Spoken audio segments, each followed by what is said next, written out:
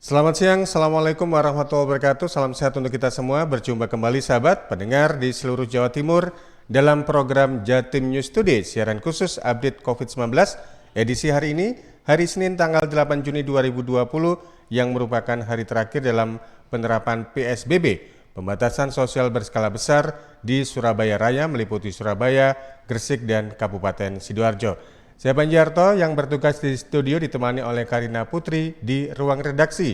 Ada 9 reporter nanti yang akan menginformasikan mengenai perkembangan dan penanganan COVID-19 di kabupaten kota setempat. Rangkuman kabar update penanganan COVID-19 untuk regional Jawa Timur segera sahabat simak dalam update COVID-19. Untuk yang pertama kita bergabung dengan Diding Yunarto dari Radio Suara Sidoarjo. Gugus Tugas Kuratif Jawa Timur lakukan uji treatment plasma untuk pasien COVID-19. Diding. Sahabat, sampai sekarang treatment yang tepat untuk pasien COVID-19 masih belum ada. Semua terapi yang dilakukan saat ini masih dalam tahap riset. Ini dikatakan Dr. Joni Wahyuhadi, Ketua Rumpun Kuratif Gugus Tugas Percepatan Penanganan COVID-19 Jawa Timur pada Sabtu kemarin. Menurut Dr. Joni, yang saat ini sedang dilakukan oleh Gugus Kuratif Jawa Timur adalah dengan mencoba terapi plasma. COVID-19 yang disebabkan karena SARS-CoV-2 ini penyakit baru. Saya ulang ya, penyakit baru.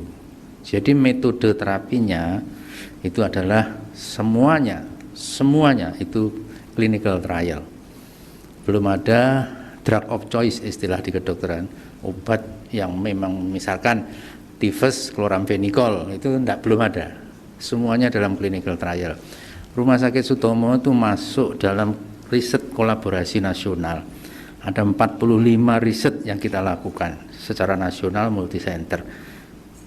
Contoh saja yang paling terkenal itu ada 3, yaitu kloroquine, avigan, dan plasma ini. Yang lain-lain banyak riset yang didanai oleh pemerintah, didanai oleh sponsor, didanai oleh rumah sakit. Tujuannya apa? Mencari treatment yang terbaik untuk COVID-19. Moga-moga nanti terapi plasma ini yang di Wuhan, beberapa jurnal mengatakan tidak signifikan untuk kesembuhan, tetapi signifikan untuk segera memperbaiki keadaan. Kesembuhan, kematian itu kan banyak faktor. Tetapi dengan cepatnya keluar dari ventilator itu signifikan. Nah, dengan cepat keluar dari ventilator moga-moga tidak timbul komplikasi. Komplikasi ventilator itu banyak sekali. Jadi ventilator itu tidak sesederhana yang kita bayangkan. Dr. Kohar itu dokter ahli anestesi itu tiap hari pegangannya ventilator. Tidak sesederhana yang kita bayangkan. Masuk ventilator selamat. Enggak. Sampai sekarang menurut Dr. Joni ada 3 treatment yang sedang dilakukan, yaitu penggunaan avigan, kloroquine, dan yang baru diujikan penggunaan plasma. Saya Diding Yunarto, Suara Sidoarjo, untuk Jatim News Today. Bergeser ke Billy Patopoy, Suara Sidoarjo. Kampung Tangguh akan dipertahankan meskipun penyebaran COVID-19 sudah mereda. Billy. Kampung Tangguh di Kabupaten Sidoarjo akan dipertahankan di desa yang awalnya masuk kategori zona merah, kemudian berubah menjadi hijau. Hal ini disampaikan oleh Kombes Pol Sumarji, Kapolresta Sidoarjo, saat meresmikan Desa Sawo Cangkring, Kecamatan Wonoayu, sebagai salah satu kampung tangguh pada Minggu 7 Juni. Kapolresta bilang, bukan hanya untuk penanganan COVID saja, tapi sebagai konsep jangka panjang untuk membuat kampung tangguh dalam segala hal, baik menangkal kejahatan maupun keamanan. Jadi membuat kampung itu tangguh dari segala hal. Ya, kampung tangguh itu sebenarnya bukan hanya untuk mengatasi ini saja. Itu untuk program jangka yang panjang. Kepolisian juga sudah ada mensupport dan betul-betul mempersiapkan itu dengan baik karena kami punya ada kepentingan di situ. Apa itu preemptifnya, pencegahannya, itu ada di situ. Berkaitan dengan apa? Dengan keamanan.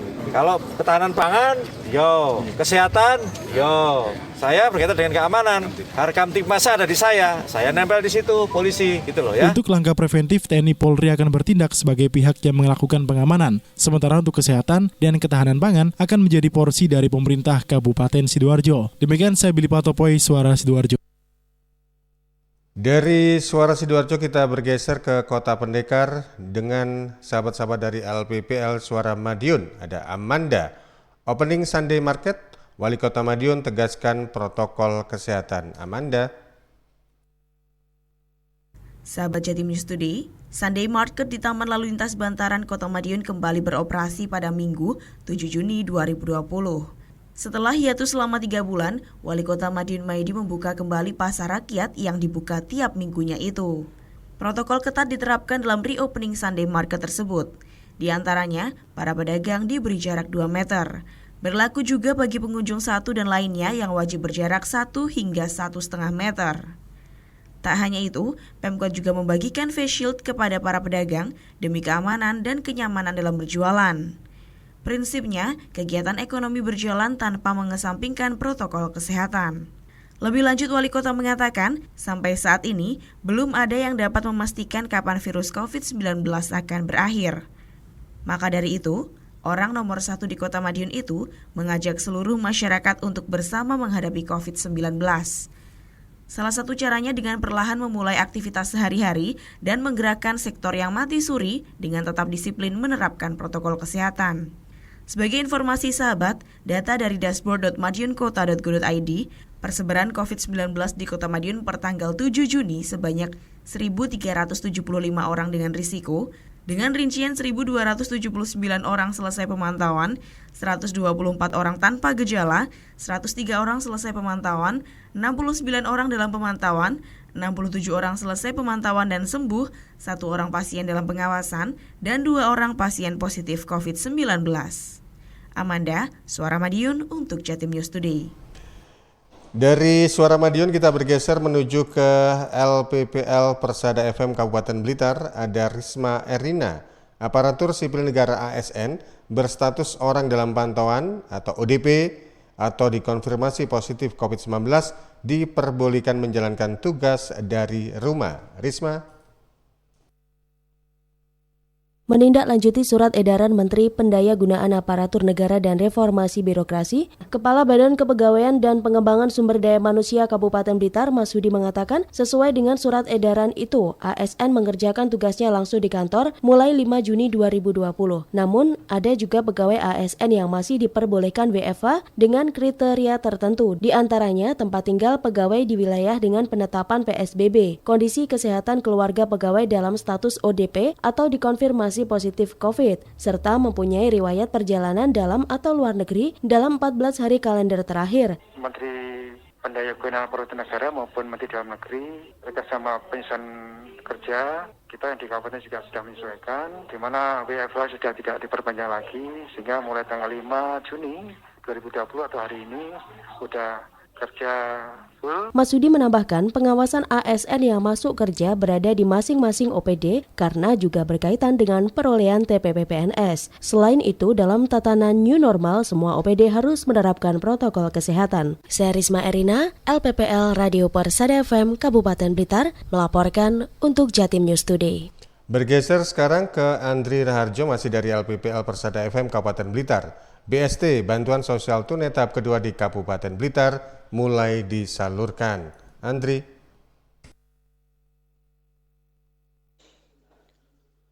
Memasuki bulan Juni, bantuan sosial tunai atau BST tahap kedua di Kabupaten Blitar mulai disalurkan sejak kemarin.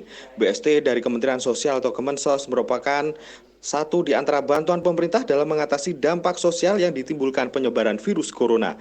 Bupati Blitar, Dr. Andes Haji Rianto MM mengatakan bahwa mengenai pembagian BST di wilayahnya ditargetkan selesai pada hari Kamis mendatang.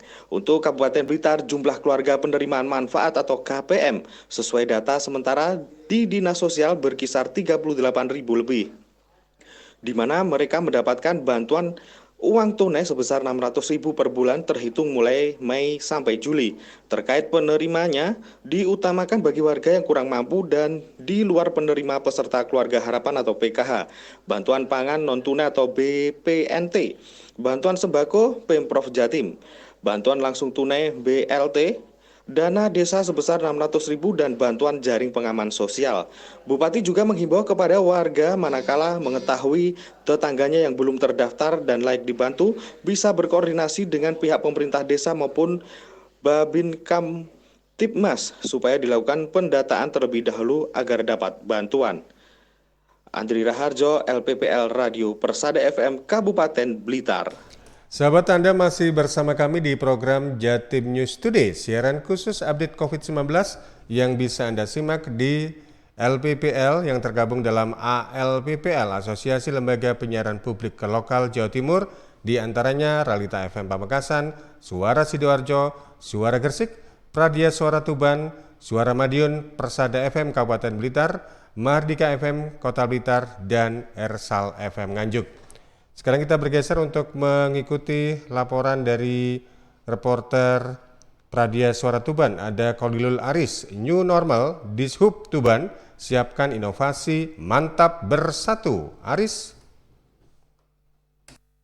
Pemkab Tuban melalui Dinas Perhubungan Kabupaten Tuban membuat inovasi manajemen transportasi menuju budaya keteraturan dan kebiasaan baru Tuban Unggul atau Mantap Bersatu untuk memberlakukan rekayasa lalu lintas dalam masa pandemi COVID-19. Sekretaris Dishub Tuban Gunadi menjelaskan beberapa inovasi yang dilakukan untuk menuju new normal adalah yang pertama, rancang bangun dan pokok perubahan yang dilakukan dalam rekayasa lalu lintas tersebut adalah penerapan physical distancing di areal traffic light dengan membuat zona henti kendaraan, pemasangan rambu wajib masker, pemantauan CCTV, dan pemberian imbauan bagi pengguna jalan. Kedua, pengelolaan parkir berlangganan, penerapan protokol kesehatan untuk para juru parkir seperti masker, face shield, dan hand sanitizer. Selain itu, jukir memiliki tugas tambahan untuk mengawasi dan mengarahkan pakai masker, menjaga jarak, dan cuci tangan. Selain itu juga melarang orang parkir jika tidak memakai masker, juga menolak menerima uang. Ketiga, pengelolaan angkutan umum berstandar protokol COVID-19, yaitu pembatasan penumpang, pengaturan tempat duduk, awak kendaraan wajib memakai masker, face shield, dan membawa hand sanitizer. Selanjutnya untuk pelayanan penggunaan pengujian kendaraan bermotor, dilakukan penerapan protokol kesehatan meliputi cek suhu,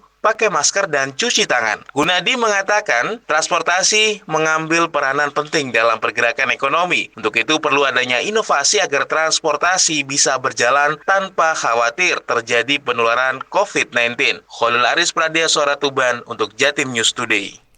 Kita menuju ke Pamekasan. Ada Kolik Maulidi dari Realita FM Pamekasan. Bertambah 7 orang, Kabupaten Pamekasan 45 orang positif COVID-19. Kolik.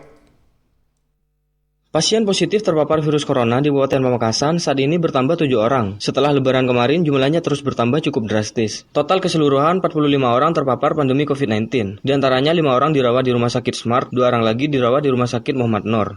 Ketua Penanganan COVID-19 RSUD Smart Pamekasan, Dr. Saiful Hidayat mengatakan, tambahan 7 orang positif diantaranya Tuan Ki 54 tahun asal Amin Ja'far, Tuan M 52 tahun asal Pamekasan, Nyonya M 56 tahun asal Mungking Pademawu, Nyonya N 61 tahun asal Pamekasan, Tuan I 55 tahun asal Parteker, Nyonya I 61 tahun asal Buki, Tuan S 51 tahun asal Geladak Anyar. Dr. Saiful menyampaikan, tambahan positif COVID-19 sebanyak 2 orang berprofesi sebagai pegawai negeri sipil atau PNS. Kemudian Nyonya N 61 tahun meninggal dunia di Rumah Sakit Smart dengan status PDP, dan setelah hasil swabnya keluar dinyatakan positif. Sekarang ada 7 positif, ya 5 itu di Smart. 1, Tuan Ki, 54 tahun. Alamatnya di Amin Ja'far, Kecamatan Pamekasan. 2, Tuan M, 52 tahun. Nyonya M, 56 tahun dari Mungking Pademawu. Tuan S, orang Geladak Anyar, 51 tahun. Nyonya L, 61 tahun. Ini meninggal dunia, kemarin di Smart meninggalnya. Dengan status PDP, tapi keluar swab positif. Terus yang ke-6, Nyonya I, orang Buki, Kecamatan Pamekasan. Tuan I, 55 tahun, orang Parteker, dirawat di Rumah Sakit Smart. Sebagai informasi, jumlah orang dalam pantauan atau ODP Kabupaten Pamekasan sebanyak 480 orang. Pasien dalam pengawasan atau BDP 69 orang, diantaranya yang dalam pengawasan 47 orang, telah selesai 14 orang, dan meninggal dunia 12 orang. Sedangkan positif COVID-19 sebanyak 45 orang, diantaranya yang sedang dirawat sebanyak 27 orang, telah sembuh 9 orang, dan meninggal dunia sebanyak 9 orang. Khalid Maulidi, Realita FM. Berikutnya kita menuju ke Mahardika FM. Ada 2 reporter yang sudah siap. Kita ke Afik Rahardian terlebih dahulu. Jelang penerapan new normal, Polres Blitar Kota bersama Polsek Kepanjen Kidul tertibkan pedagang dan pembeli di Pasar Templek. Afik. Sobat, dalam rangka menertibkan masyarakat untuk menerapkan pola hidup bersih dan sehat, Polres Blitar Kota bersama Polsek Kepanjen Kidul melakukan razia pemeriksaan masker kepada pedagang dan pembeli di Pasar Templek Sabtu 6 Juni 2020 dini hari. Penertiban ini guna membiasakan para pedagang dan pembeli agar selalu memakai masker saat melakukan aktivitas di luar rumah. Saat menemukan masyarakat yang tidak menggunakan masker, petugas langsung memberikan masker dan juga arahan terkait pentingnya menggunakan masker di tengah wabah corona. Kanit Reskrim Polsek Kepanjen Kidul, Ibtu Anjun mengatakan, kegiatan ini bentuk perhatian berupa imbauan kepada pedagang maupun masyarakat agar selalu waspada dan mematuhi peraturan pemerintah untuk menerapkan protokol kesehatan dengan selalu memakai masker saat keluar rumah, menjaga jarak, dan tertib mencuci tangan. Terlebih saat ini Kota Blitar tengah mempersiapkan penerapan New Normal Life. Untuk pembagian pagi hari ini, kita setiap melaksanakan kegiatan harus dibagikan dengan pembagian masker. Masker ada, jadi bagi masyarakat yang tidak menggunakan masker, kita bagi masker tersebut. Sobat, tidak sedikit masyarakat yang belum tertib menggunakan masker, sehingga kegiatan ini dilakukan untuk memberikan pengarahan kepada para pedagang dan pembeli di Pasar Templek. Diharapkan masyarakat Kota Blitar mematuhi protokol kesehatan, sehingga nanti jika New Normal Life sudah diterapkan, warga Kota Blitar sudah terbiasa dengan pola hidup bersih dan sehat. Afik Rahardian, Mahardika FM. Demikian tadi sahabat, 9 reporter sudah hadir dalam program Jatim News Today siaran khusus update COVID-19 edisi hari ini hari Senin 8 Juni 2020. Program Jatim News Today bisa Anda ikuti setiap hari mulai hari Senin sampai dengan Sabtu jam 11:05.